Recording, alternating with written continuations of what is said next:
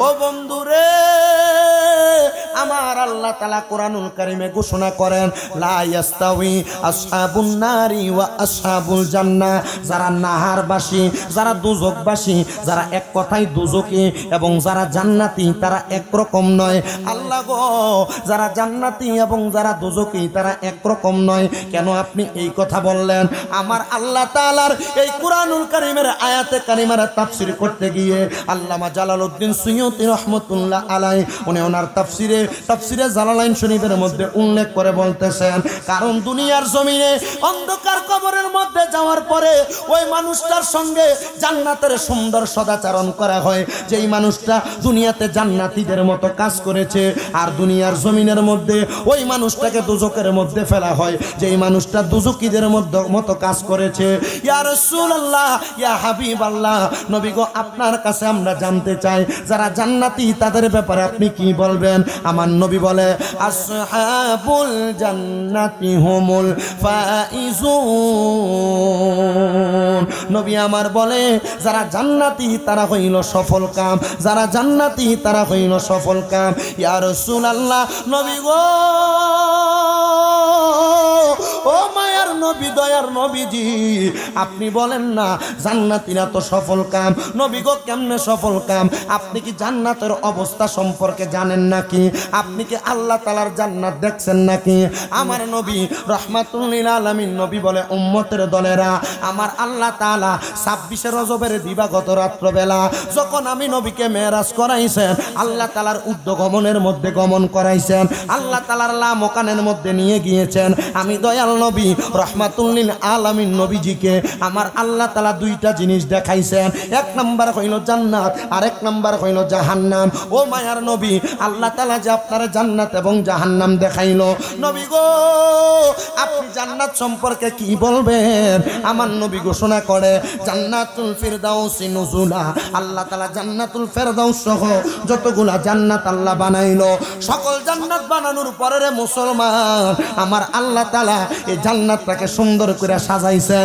নবী গো আপনি বলেন না আল্লাহ তাআলা জান্নাতটা কি দিয়া বানাইছেন আমার নবী বলে জান্নাত বানানোর সময় আমার আল্লাহ তাআলা একটা স্বর্ণের ইট ব্যবহার করেছেন আরেকটা রূপার ইট ব্যবহার করেছেন আরেকটা স্বর্ণের ইট ব্যবহার করেছেন এমন ভাবে পরপর একটা স্বর্ণ একটা রূপার ইট ব্যবহার করে ওই জান্নাতের স্বর্ণের ইট রূপার ইটগুলাকে জোড়া দেওয়ার জন্য আমার আল্লাহ তাআলা লাল ইয়াকুত জামারুত পাথর ব্যবহার করেছেন নবীজি গো ও দয়ার নবী মায়ার নবীজি আপনি বলেন না গো নবীজি ওই জান্নাতটার মধ্যে আল্লাহ তাআলা আর কি সুন্দর ব্যবস্থা করেছেন আমার নবী বলে উম্মতের দলেরা অন্তরে অন্তরে কোনো কিছুর আকাঙ্ক্ষা করতে দেরি আমার আল্লাহ তোমাকে দিতে দেরি হবে না হে আমার পর্দার অন্তরালের মা বোনেরা গো ও যুবক ভাইয়েরা ও মুরব্বী বাবাজিরা মা বোনেরা মনোযোগ দিয়া শুনবেন যুবক ভাইয়েরা মনোযোগ দিয়া শুনবেন আমরা নামাজ পড়ি জান্নাতে যাওয়ার জন্য আমরা রোজা রাখি জান্নাতে যাওয়ার জন্য হজ করি জান্নাতে যাওয়ার জন্য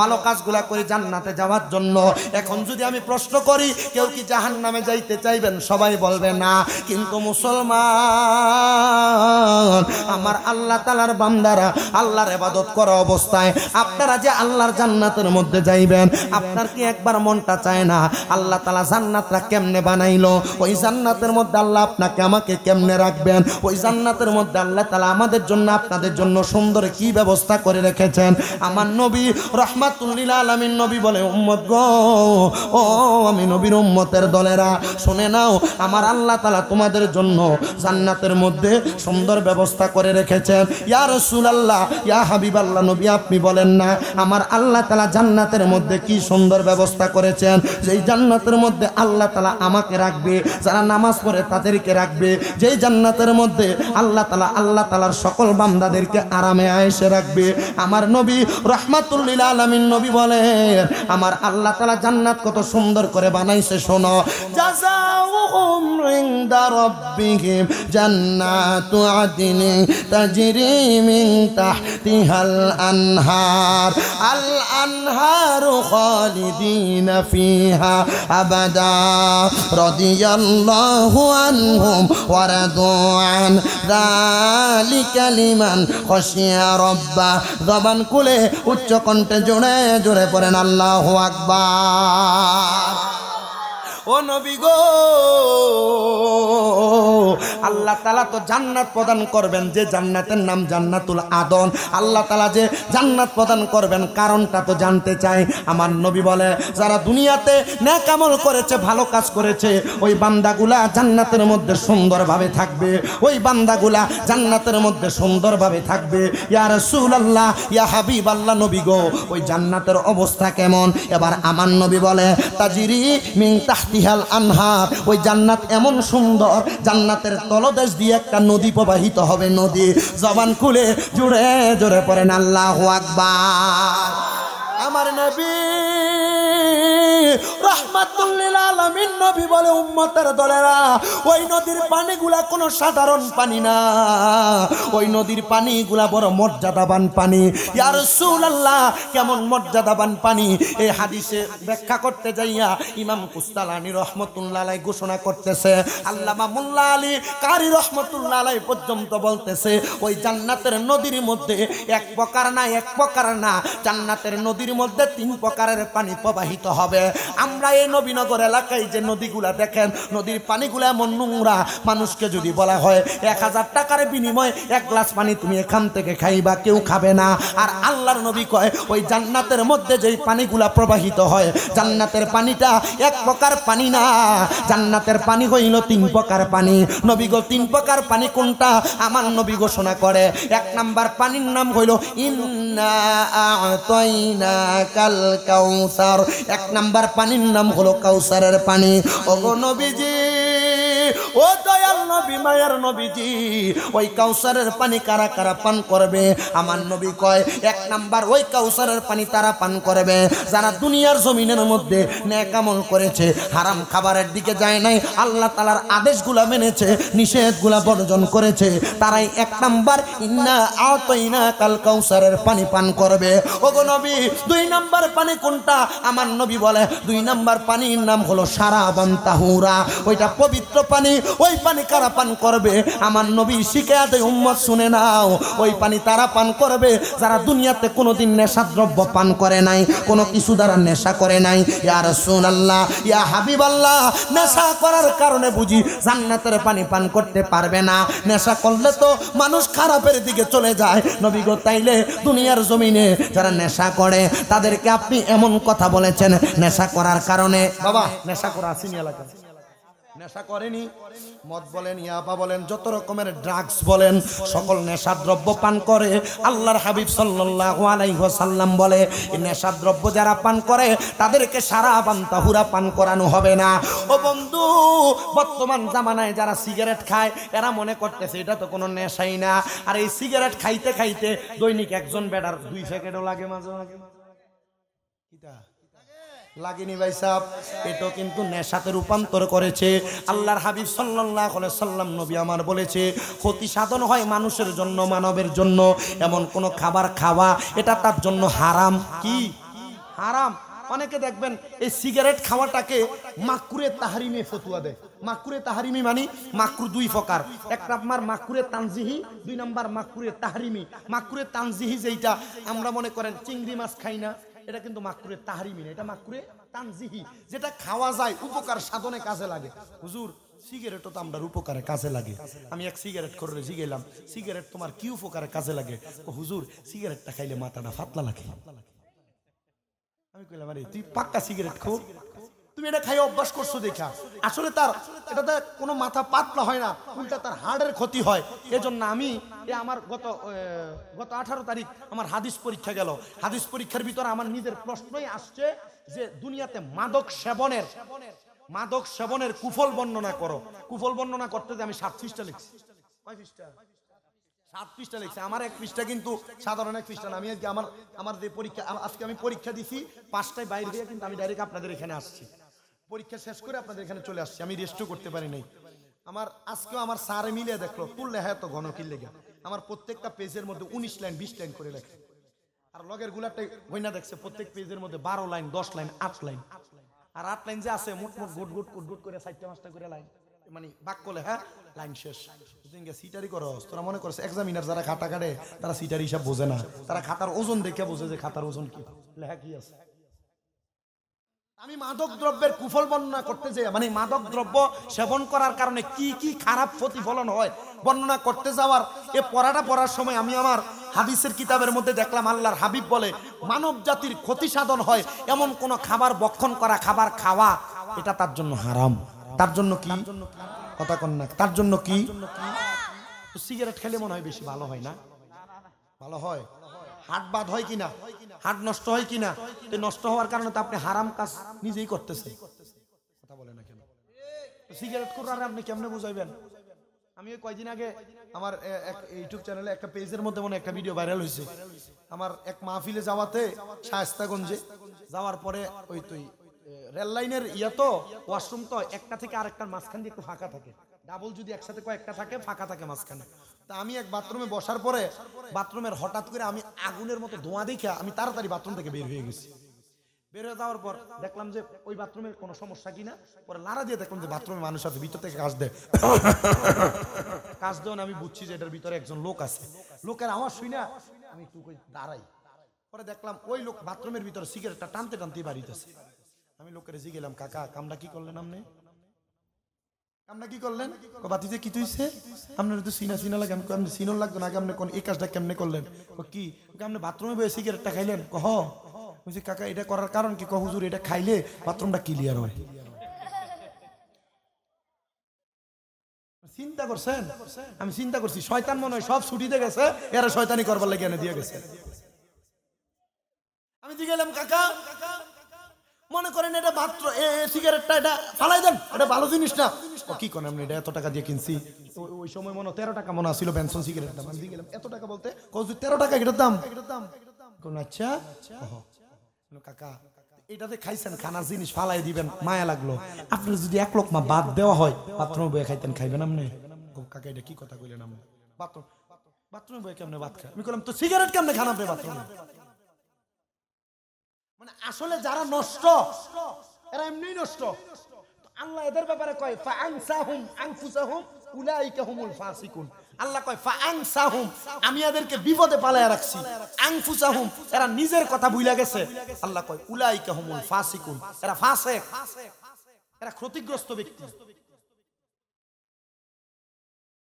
যে কথার ধারাবাহিকতায় ছিলাম, যারা কোনোদিন নেশা করবে না তারা হাউজে কাউসারের পানির পরে 2 নাম্বার যে পানি আছে ওই পানিটার নাম হলো সারাবান তাহুরা।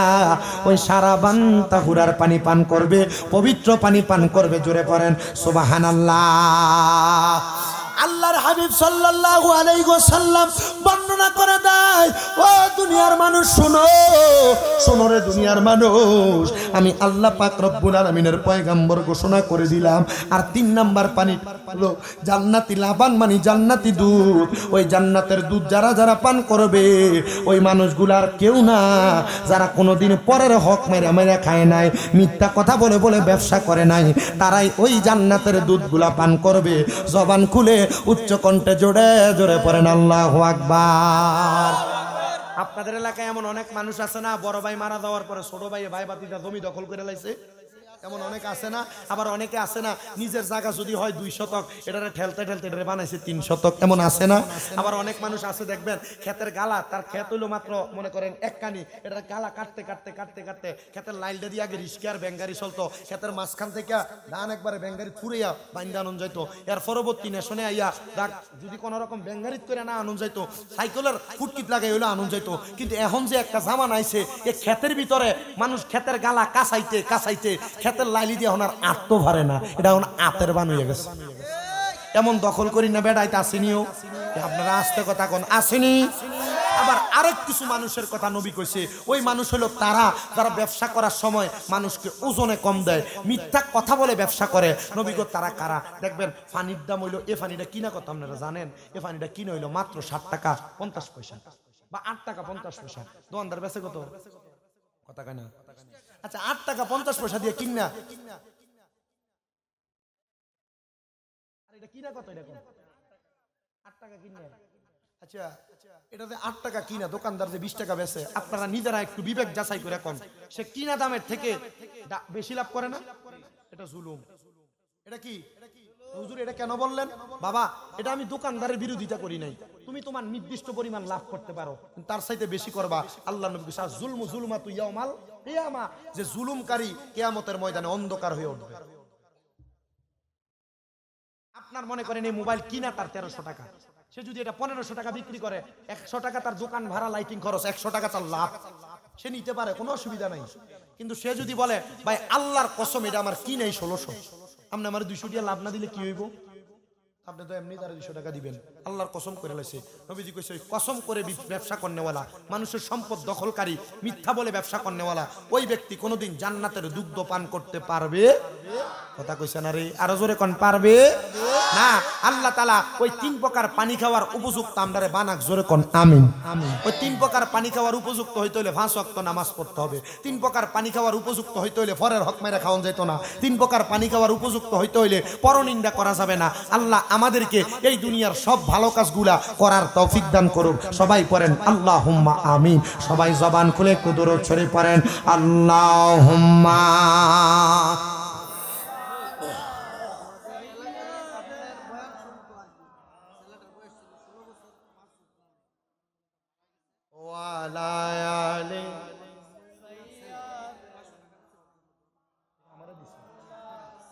মুহাম্মাদ আল্লাহুম্মা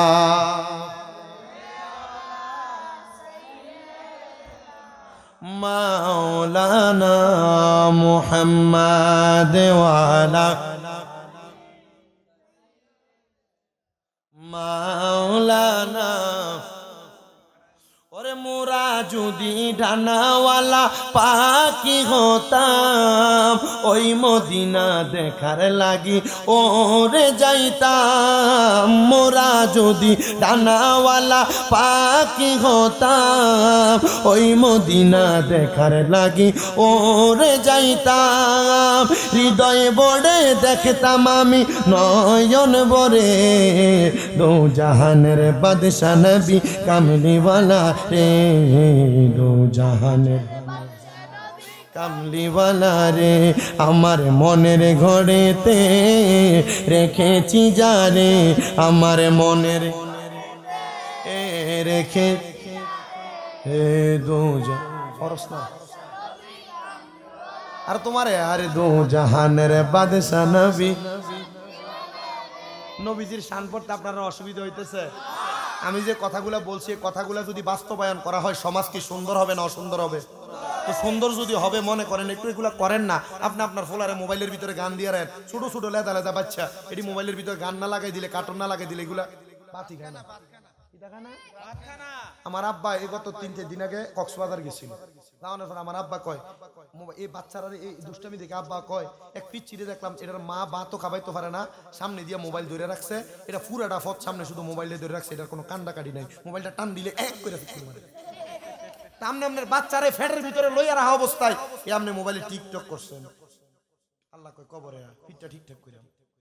আপনি মোবাইলের ভিতরে শর্ট ভিডিও দেখছেন, এটি দেখতে দেখতে আপনার বাচ্চারে গান শুনে শুনে আপনি অভ্যাস করছেন। আপনি যদি আপনার সন্তানরে গর্বের ভিতরে নিয়ে ওই আব্দুল কাদের জিলানির মার মতো 17 পারা 18 পারা কোরআন তেলাওয়াত করতেন, আপনার ছেলে গর্ব থেকে কোরআন শিখুন না, কোরআন শুনুন না, হইয়া বাইরে। আপনি তো এই মোবাইল টিভি রিমোট একটা টিভির দিকে কথা কয় না কেন? এমন করে কি করে না? তো বাচ্চাদেরকে গান বাজনা না শিখিয়া মোবাইলের মাধ্যমে টিভি সিরিয়াল না দেখাইয়া বাচ্চারা একটু গজল শিখান, ইসলামী লাইনের শিক্ষা দেন, দেখবেন আপনিও কামিয়াব হবেন। আপনি মরার পরে ফোলাটা একটু দোয়া করবো, আর না সে মইরা কবরে ফিরে থাকবেন, 2-3 বছর গেলে ফোলা কবরও চিনতো না। কথা কন না কেন? ঠিক কিনা? একটু জোরে পড়েন আমার মনের গড়েতে রেখেছি যারে, আমার মনের গড়ে রেখেছি যারে, দো জাহানের বাদশা নবী রে, দো জাহানের। আদি পিতা আদম যখন মুসিবতে পড়ে, মোদের নবীর উসিলাতে আল্লাহ কবুল করে। আদি পিতা আদম যখন মুসিবতে পড়ে, মোদের নবীর উসিলাতে আল্লাহ কবুল করে। সাখারাতের বিছানাতে দেখা দিও রে, দো জাহানের বাদশা নবী কামলিওয়ালা রে, দো জাহানের রে আমার মনের গড়ে রেখেছি জান, আমার মনের রেখেছি যারে দো জাহানের বাদশা নবী, আমার দয়ালে নবী রে, আমার মায়ারে নবী রে, আমার রে আমার মায়ারে নবী রে, দো জাহানের বাদশা নবী রে, দো জাহানের বাদশা নবী। ও বন্ধু রে, নবীর উম্মতের দলেরা, আল্লাহর নবী বললেন ওই জান্নাতের নিচে দিয়া নদী প্রবাহিত হবে। সাহাবায়ে কেরাম কই ইয়া রাসূলুল্লাহ, ওগো মায়ার নবী, ওগো দয়ার নবী, আপনার কাছে জানতে চাই ওই জান্নাতের মধ্যে আল্লাহ তাআলা আমাদেরকে কতদিন রাখবে? আমার নবী বলে, আমার আল্লাহ তাআলা যদি আমার 1 মাস বলতো, আমি আমার আল্লাহ তাআলার কাছে 1 বছর বলতাম।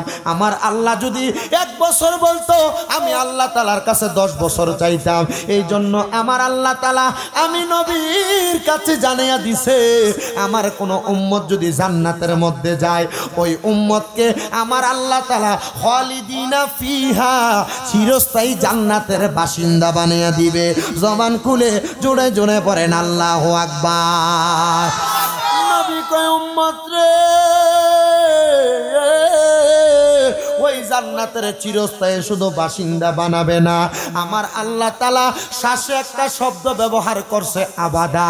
আল্লাহ কয় বান্দা রে, ও আমি আল্লাহর বান্দার দলেরা, খালিদিনা ফিহা আবাদা, ওই জান্নাতের বাসিন্দা হওয়ার পরে তুমি বান্দা জান্নাত থেকে বের হইতে চাইবা না।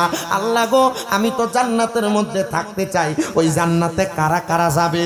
এবার আমার আল্লাহ তাআলা কোরআনুল কারীমের মধ্যে কয়, রাদিয়াল্লাহু আনহুম ওয়া রাদু আন, ওই জান্নাতের মধ্যে তারা থাকবে যারা দুনিয়াতে আল্লাহকে সবচাইতে বেশি ভয় করেছে, যারা দুনিয়াতে আল্লাহকে সবচাইতে বেশি ভয় করেছে। আরে আল্লাহকে ভয় শুধু করে নাই, রাদিয়াল্লাহু আনহুম ওয়া রাদু আন, যারা আমার আল্লাহর প্রতি সন্তুষ্ট হয়েছে, আমার আল্লাহ যাদের প্রতি সন্তুষ্ট হয়েছে, তারা ওই জান্নাতে থাকবে। এবার বলেন, আমরা আল্লাহ তাআলার বান্দা, আল্লাহ আমাদেরকে যেভাবে চালাইতেছেন, আমরা সন্তুষ্ট না অসন্তুষ্ট? মিছা কথা কোন কেন? না না না, সন্তুষ্ট না। সন্তুষ্ট যদি হইতেন, আপনি কখনো বলতেন না যে আল্লাহ আমারে এমনি রাখলো, আল্লাহ তারে 10 তলা বিল্ডিং দিছে, আমারটা 1 তলা। কয়নি? আপনারা দোয়ায় আমি গতকালকে মাহফিল করছি 2টা। কোন কয়টা? 2টা। একটা সিলেট বিয়ানী বাজার দিনের বেলা, নালবহর, আর একটা জালালাবাদ থানা নালকট। আমার ফেসবুক আইডিতে লাইভে এটা এখনো আছে। দেখেন, এটাতে না শুকরিয়া আমরা ভিতর থেকে শয়তানে আমরা কেমনে জাগায়। আমার দিনের বেলা যেখানে মাহফিল ছিল, তারা আমার 45,000 টাকা দিয়ে নির্দিষ্ট দিয়ে দিচ্ছে। রাত্রবেলা যেখানে মাহফিল, 40,000 টাকা হাদিয়া নির্দিষ্ট যেভাবে দিয়ে দিচ্ছে। এটা পাওয়ার পরে আমার মাথায় কি চিন্তা এসে জানেন? চিন্তা করলাম, দেখছো 85,000 হইল, 1 লাখ যদি মিল হইতো ভালো হইতো। আমার চিন্তা কি আসছে? আমি চিন্তা করলাম, আমার মনে চিন্তা আসলো কেন? তখন বুঝছি ওই যে শয়তান মানুষের প্রকাশ্য শত্রু আমার ভিতরে এই চিন্তা জাগাইয়া আফসোস লাগাই দিতেছে আমার সম্পদের ব্যাপারে। আসলে আফসোস যদিও লাগে, সাথে সাথে এমন কুমন্ত্রণা আসলে শুধু পড়বেন, আস্তাগফিরুল্লাহ রাব্বি মিন কুল্লি জামবি ওয়া আতুবু ইলাইহি, লা হাওলা ওয়ালা কুওয়াতা ইল্লা বিল্লাহিল আলিয়্যিল। এটা যখন পড়বেন দেখবেন শয়তান কবে কিরে কার কাছে এলাম, এদি আমার লেঞ্জের ভিতরে আগুন লাগাই দিছে। কারণ শয়তানের সবচাইতে ভয় পাই আস্তাগফিরুল্লাহ রাব্বি মিন কুল্লি জামবি ওয়া আতুবু ইলাইহি। এইজন্য বেশি বেশি এটা পড়বেন, দরকার আছে নি?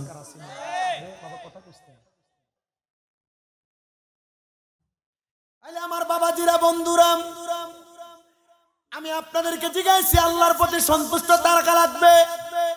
সবাই কম বেশ উত্তর দিবেন, হুজুর আমরা আল্লাহর প্রতি সন্তুষ্ট। কিন্তু ওরা দুয়ান, আমার আল্লাহ আপনার প্রতি সন্তুষ্ট কিনা যদি আপনাকে প্রশ্ন করা হয়, আপনি কি বলবেন? এ বন্ধু, আল্লাহ আপনার প্রতি সন্তুষ্ট হবে কেমনে? আপনি তো সুদের টাকা খান। আছে না এমন সুদখোর? নামাজও পড়ে সুদও খায়, আসেনি এমন? নামাজও পড়ে সুযোগ আছে না নাই? আল্লাহর নবী বলেন ওয়ারাদওয়ান, এর অন্তর্ভুক্ত হওয়ার জন্য আল্লাহকে তোমার প্রতি রাজি এবং খুশি করানো লাগবে। ইয়া রাসূলুল্লাহ, ইয়া হাবিবাল্লাহ, নবীজি আপনার কাছে জানতে চাই আল্লাহকে খুশি করার জন্য আমাদেরকে কি করা লাগবে? নবী কয় যালিকা লিমান খশিয়া রব্বা, আল্লাহকে খুশি করার জন্য দুনিয়াতে আল্লাহকে সবচাইতে বেশি ভয় করা লাগবে। ইয়া রাসূলুল্লাহ, নবী গো আল্লাহকে ভয় করলে লাভটা কি? আমার নবী বলে 1 নাম্বার লাভ হইল যারা আল্লাহকে ভয় করে তারা কোনোদিন নামাজ ছাড়ে না, আল্লাহকে ভয় করলে হারাম খায় না, আল্লাহকে ভয় করলে সুদ খায় না, আল্লাহকে ভয় করলে পরের হক মাইরা মাইরা খায় না, আল্লাহকে ভয় করলে কোনোদিন দুনিয়ার জমিনের মধ্যে আল্লাহর ইবাদত থেকে দূরে থাকে না। জবান খুলে বলেন আল্লাহু আকবার। ও মুসলমানের দলেরা, যত সামনে রমজান মাস আসতেছে, এই রমজান মাসে অনেক মানুষ যাকাত আদায় করবেন। আপনারা অনেকে যাকাত আদায় করার সময় আল্লাহর লগে বাটফারি করেন। বলে হুজুর কেমনে কইলেন আল্লাহর লগে আমরা বাটফারি করি? দুনিয়াতে এমনও সম্পদওয়ালা আছে যারা তাদের যাকাত আদায় করে না, মাত্র 10টা 20টা 25টা লুঙ্গি আই না, 10টা 20টা কাপড় আই না, মানুষের গুজা মিল দেয়। আসেনি এমন? 20টা লুঙ্গি এনে এলাকার 20 জনরে দিয়া দেয়, 20টা কাপড় এনে দিয়া দেয়। কি এর কাপড়? কয় যাকাতের কাপড়।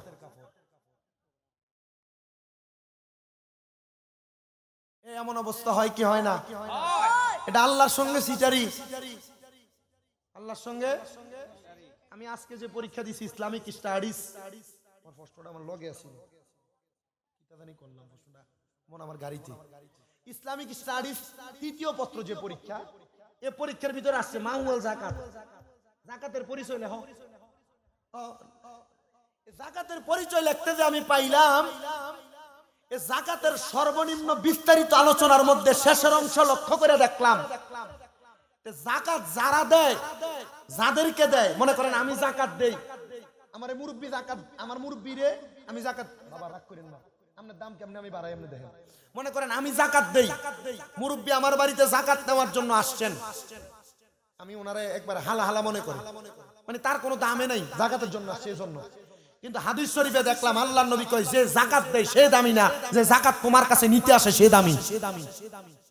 সুবহানাল্লাহ নাই? আর জোরে কইলেন না সুবহানাল্লাহ? আল্লাহু আকবার আসতে কইবেন তো। যাকাত যে দেয় সে দামি না, যে নেয় সে দামি? যে নেয় বসতে দেন না কেন হুজুরকে?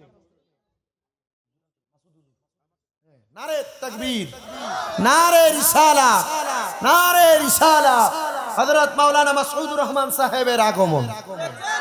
মূল্যবান আলোচনা করবেন আমাদের কুমিল্লা আলিয়া মাদ্রাসায়, যিনারা আমাদের একবার অনেক সিনিয়র, ওনাদের সাথেই উনি পড়ালেখা করেছেন।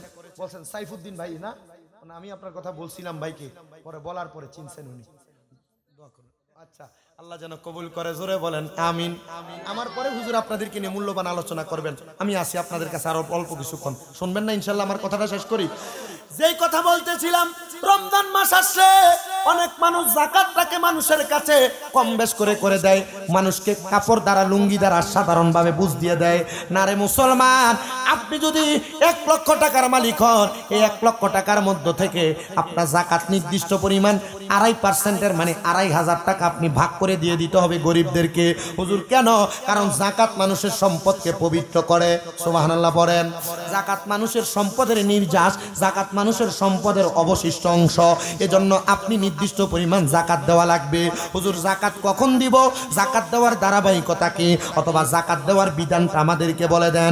যাকাত আপনি তখন দিবেন যখন আপনি দুনিয়া জমি, যেমন ভাবে একটা মানুষ যাকাত না আদায় করার কারণে তার সম্পদ কোন জায়গা দিয়ে পানির ফোঁটার মতো বিন্দু বিন্দু করে করে শেষ হয়ে যাচ্ছে, সে নিজেও জানে না, সে নিজেও জানে না।